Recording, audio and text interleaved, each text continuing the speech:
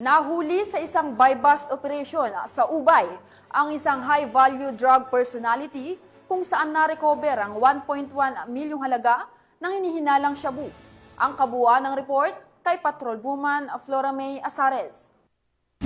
Arestado ang isang high-value drug personality matapos mahulihan ng tinatayang 1.1 milyon na halaga ng hinihinalang shabu sa ikinasang buy-bust operation ng mga operatiba sa Purok 5, Barangay Fatima, Ubay, Bohol, nitong Agosto 13 ng taong kasalukuyan.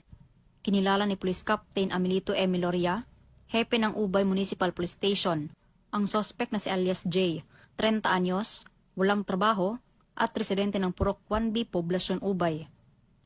Ayon sa ulat ng pulisya, nakumpiska mula sa sospek ang humigit kumulang 170 grams ng hinihinalang shabu na may standard drug price na 1,156,000 pesos.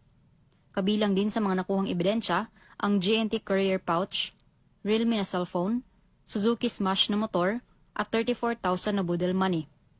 Ang sospek ay kasulukuyang nasa kustudiya ng Ubay Municipal Police Station at sasampahan ng kasong paglabag sa Section 5 at 11, Article 2 ng RA 9165 o Comprehensive Dangerous Drugs Act of 2002.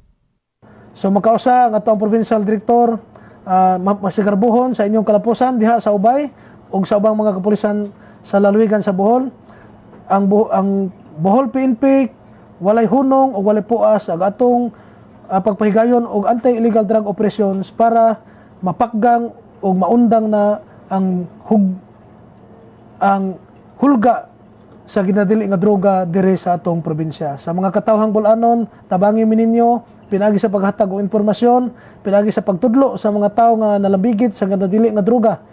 Og i-report dayon sila pinakadol nga istasyon para ato nang mahatagan og aksyon og masikop nato ng mga tawhana. Mula dito sa Central Visayas, ako ang inyong Police News Network Correspondent, Patrolwoman Flora May Asares. Alagad ng batas, tagataguyod ng balitang pulis.